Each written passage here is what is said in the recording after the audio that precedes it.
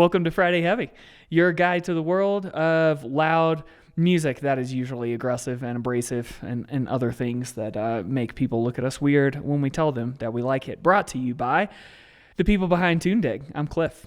And I'm still Kyle. Each episode, we cover 3 things expediently, if at all possible.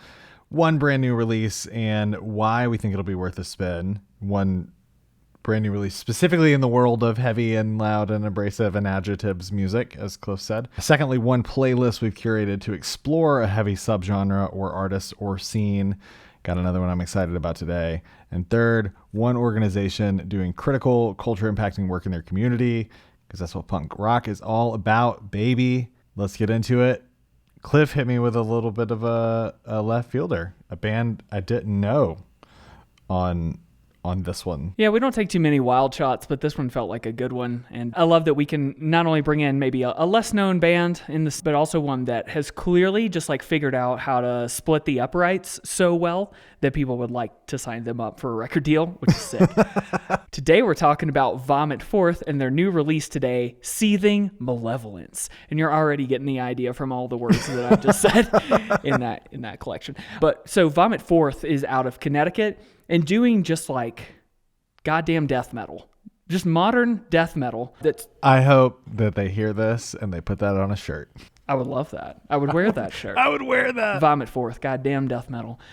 Just to kind of immediately set the stage, like you're going to draw from a lot of the modern death scene in general here, like whether it's Undeath or a band like Full of Hell, who's pushing into more of the noise territory. Clearly, they are huge fans of Napalm Death, which we see pretty quickly, not only in their music, but also in their interviews. But then also like one thing to draw here in case we need to bring in someone from left field.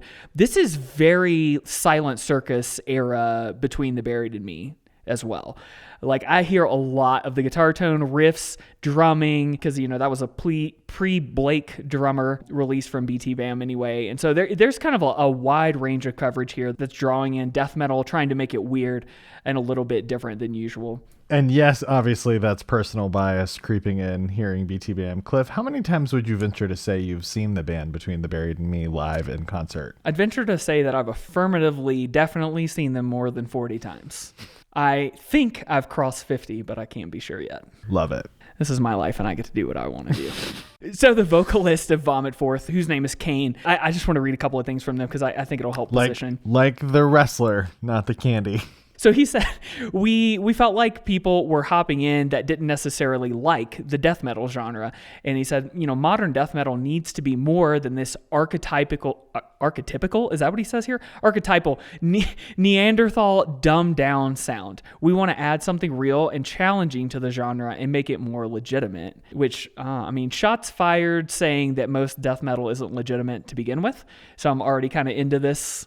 When I read that quote, when you shared that quote, it made me think of this happened in black metal 10 or 12 years ago, and the Liturgy guy wrote that whole screed, and it was like he looked like a Seinfeld character or whatever. It's just as weird as the people who are too earnestly committed to metal for metal's sake are the people who do metal ironically. Yep.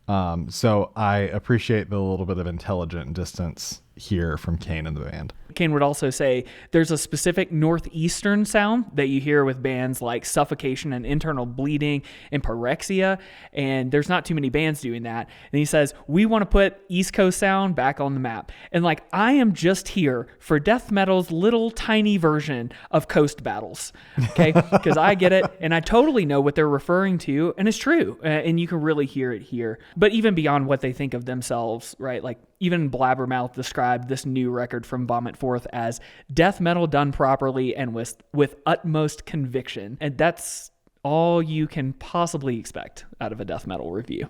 Yeah, right on. Yeah. So we'll cover 2 of the singles today. There are 3 out right now. We like to make a joke a lot that on this idea of a podcast, doing 30-second snippets of singles is a absolute fool's errand for the genre bending that we tend to do. That's not really going to be the case here.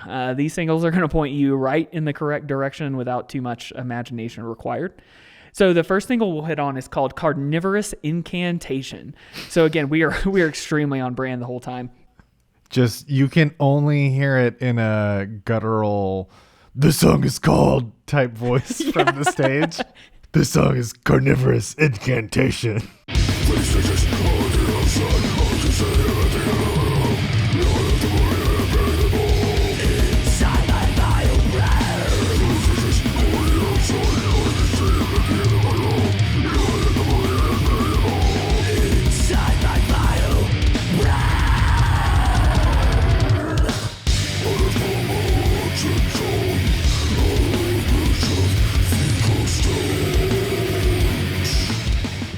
That track was referred to as well in another review as such a monstrous burst of noise, which is probably the correct environment to be thinking Also, about this. gruesome vocal slurry, which sounds like a thing that you order at Dairy Queen, which is tight.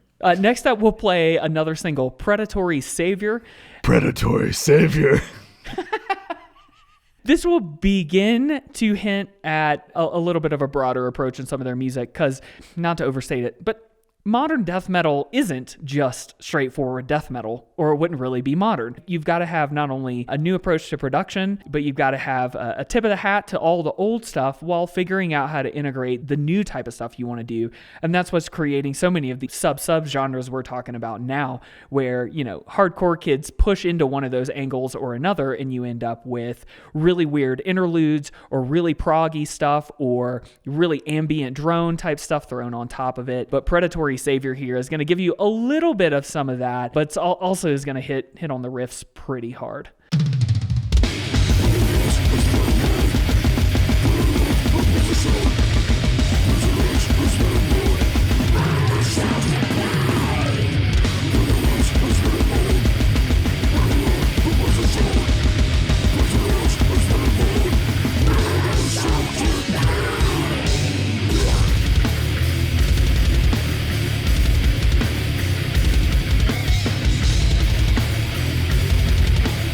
So if you're into those, and we very much hope you are, please check out Seething Malevolence, out today on Century Media Records. Go listen to it however you please, and then, very importantly, send this band your money through shows at which they will gutturally tell you the names of the titles before they play them, hopefully. Cop some merch. I haven't seen their merch yet, but with a name like Vomit Forth, I can almost assure beyond a shadow of a doubt that it will be tight. Yep. Or a direct donation. DM them folks and be like, "What's your Venmo?" That's always the move. And the next move is always the move, which is me going, "Kyle, so you always make a playlist about a thing that we talk about on the podcast." And I'm always like, I don't really understand how this is going to lead anywhere. And then you give me some sort of slammer that I end up putting into headphones and eviscerating everything in my general presence after I listen to it. So what's I was really excited. I knew that I'd really nailed it when you texted back, "I will play this on the mountain when it's snowing and I'm snowboarding." Oh yeah. All right. I did it. I was not necessarily super keen on trying to push into another death metal thing right after, just a few episodes after we did Decapitated. And I didn't want to try to lean too heavily on you for a, here's what a modern death metal is. I don't have as nuanced an understanding as you do, but absolutely agree with everything you said. But something clicked when you sent me the album trailer on YouTube. It reminded me of a Rob Zombie film, and it made clear to me instantly that they're hitting at something different, and that sent me off in a direction. And the quote that you just shared from Kane, the vocalist, validates that aesthetic is just as important as sound when it comes to setting a heavy band apart. And lots of heavy bands try to be scary or repulsive, and most of the time just wind up being puerile and weird and not repulsive in the cool way. But there's a genuinely insidious thing happening with Vomit Forth. Like they leave me feeling about 5 degrees askew. So basically this is a collection of stuff that sonically I think there's a lot of similarity with 75%, but with the other 25% and the whole thing in total, it's unsettling in the best way, and it's designed to leave you feeling a little off your axis. You know, it's got Tiny Tim's tiptoe through the tulips in it. So you're always in for a little bit of a fucked up time when that gets thrown into the middle of the proceedings. But it's fun to have the birthday party, Nick Cave's birthday party, and Death Grips on a playlist alongside some of the absolute nastiest riffing and production possible. The closing track from Nails' Abandon All Life and the song Black Breath by Repulsion and all sorts of really nasty stuff. Two things I would call out on this one in particular that are just like personal for you and me things. Don't sleep on the heaviest song He Is Legend ever wrote, Serpent Sickness, or Sun's Bathory homage from Black One, which is complete with vocals literally recorded inside a coffin. And if you're interested in more on that story, go find our Black One episode of Toondig, which is still one of my favorite things I learned while preparing to record an episode of that podcast. Yep. We went hard on that episode. Yeah. To me, the MVP is the last 5 songs. Like Edge of Sanity, Deicide, Throbbing Gristle, Godspeed You Black Emperor, and then the Sun track you're talking about. Now, we are here to inflate you with cred, and we have done it yet again on this playlist. You're welcome. The Edge of Sanity song title sums up what this playlist kind of is, and that's Hell Is Where the Heart Is. Thank you for that, Kyle. Your playlists are a blessing upon us all.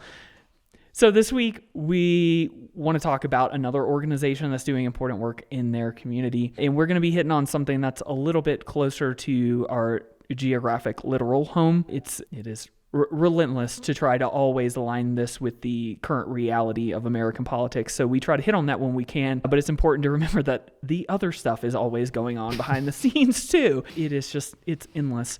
But we want to start out with one thing in particular, and that's that Atlanta is known as a city in a forest. And we want to talk about the importance of trees, and then we want to tell you about Trees Atlanta, a really long-running nonprofit who's done awesome work in our hometown.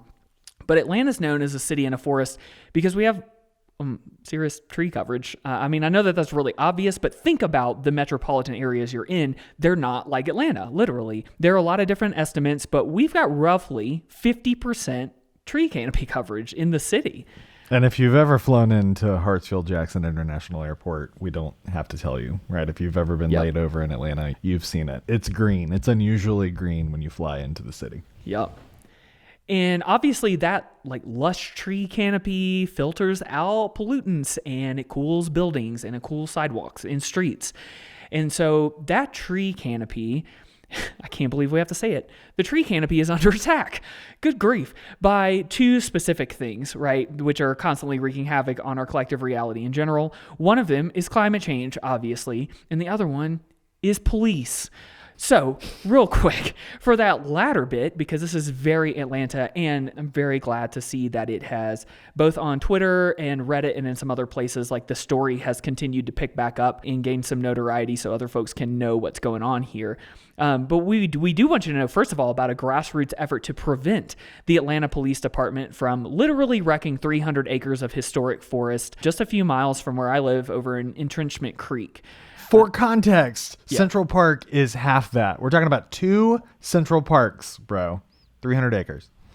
And what they want to do with that 300 acres is build a new massive training facility to learn how to do cop shit better, which, I don't know, we kind of don't want. But even aside from that purpose, because it's going to be a long and uphill battle to have cities literally not letting police officers train. We understand the realism of that. But so the main issue currently is that even though this has been theoretically approved and gotten feedback from people, the Atlanta Police Department and its foundation and the people involved in this project have engaged in really shady behavior, literally trying to fool the public, literally ignoring basic built-in processes, literally ignoring large mountains of feedback from the public and in neighborhoods and organizations around the area who all say this is just a really terrible way to go about this problem. There are a lot of better ways to handle the fact that the police might need a better training facility where we don't have to give up a historic forest. And so we did want to bring attention to that. And so if you want to learn more about that, go to defendtheatlantaforest.org, or actually just on Twitter, search the hashtag StopCopCity. And you can go to stopcop.city as well. Nice.